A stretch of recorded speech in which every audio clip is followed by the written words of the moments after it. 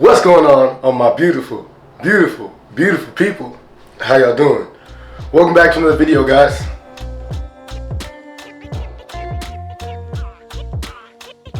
Alright, so I know that these videos end up being like just long updates in between, but that's just because for those of you guys who don't know, like I think a lot. And I want to make sure that my thoughts are organized and put together as best as it should before I bring them to y'all. And that does lead us into today's topic. And for those of you guys who maybe don't follow me on my social medias, which you should, I'll go ahead and link those down below. A couple weeks ago, let's say I had like a relapse, if you will. I kind of got depressed again. I hit a really low spot. And what's interesting was that the subject matter that it was sparked by. So I'm in this phase now where within my career I'm trying to transition a little bit less physical stuff and really start using my thoughts and my mind and my words more. And in doing so, it's causing me to have to transform. And part of this transformation is that I have these bigger goals that seem so much like Mount Everest, if you will. And as you guys know, you can't just wake up and climb Everest. Like, it's something that you have to train for and you have to plan for. And I was kind of slapped in the face, reminded that I'm not a good planner. And more than anything, it actually just makes me real anxious and frustrated. And I know that I need this skill of looking into the future and laying things out in order to like conquer these goals that I have. But it really threw me for a loop. Now let me kind of explain why I'm not a planner. I've always at least considered myself to be like an on-the-spot, reactive person that I know I can just get things done. Like, I don't need time. Just let me show up, give me 5 minutes to survey the surroundings, and I can make something happen. And that's great. That seems like an amazing skill that a lot of people wish that they possessed. But I had to be real with myself, and through talking with my wife Louisa, it's really just a coping mechanism. And it's because like through just kind of working through things and thinking it out and conversing, I realized that it's a coping mechanism because growing up, I wasn't able to plan anything. I went to 4 different high schools. Like, I was moving all over Southern California, and it was things that were my own fault and some things that were just situational. But because of living a lifestyle like that all through my developmental years, I figured like planning is just not for me. Like, cause I could say that even 6 months from now, I want to be doing X, Y, and Z, but because it was out of my control, it just didn't happen.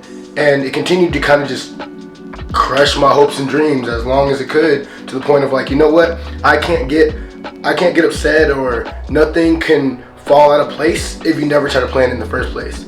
So get really good at being reactionary and just making stuff happen on the fly and by the seat of your pants, because planning is gonna bring you too much heartbreak. And that's not a fun realization to come to, but it is a good realization. Now, something I've been digging into a lot lately is Maslow's hierarchy of needs. And it's a pyramid that kind of just says that most people, it's a general statement, it's been proven that it doesn't account for everybody, but it's a decent rule of thumb that there are certain just kind of livelihood boxes you have to check in order to get to self-actualization. That's where you feel like you are secure enough, you're confident enough, you have everything you need to really just focus on yourself. And that's, as a person, what I strive for on a day-to-day basis. So I'm actually gonna pull something up real quick because I have it in my notes, but it's not memorized. Like I said, it's a new concept.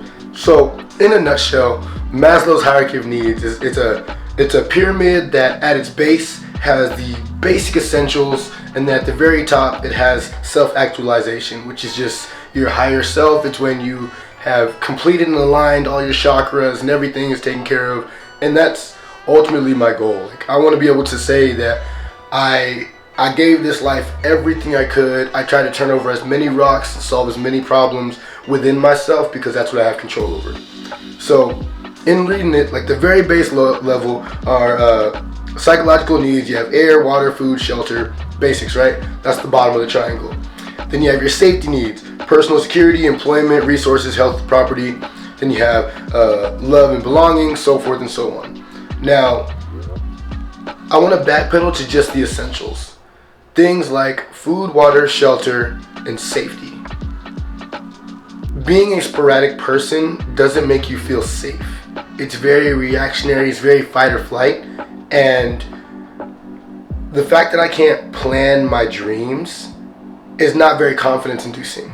And one of my bigger battles internally is with my confidence. And in this essence of I'm trying to fulfill this dream that is so big, I have to be able to plan that. So to sit here and hit my head on the wall was just killing me. And then we have these conversations where it's okay, well, let's get our ducks in order so we can really make this happen. And there's this wall that my brain is like, you can't, don't set anything in stone. Don't try to make sure there's an A to Z plan. Don't try to go in a certain direction, because if that doesn't work out, what do you do? So that was kind of the headspace, and finding this hierarchy of needs, having these conversations, digging down into the dark corners of kind of my being to say, why is this an issue? What did I go through that flipped the switch that put me in this other trajectory that's less than ideal or less than optimal? If you guys have ever trained with me in a class, one of the phrases one of my catchphrases, if you will, is you want to move like a well-oiled machine. And the unfortunate part about that is that we are not machines. And there's always going to be human error in that margin.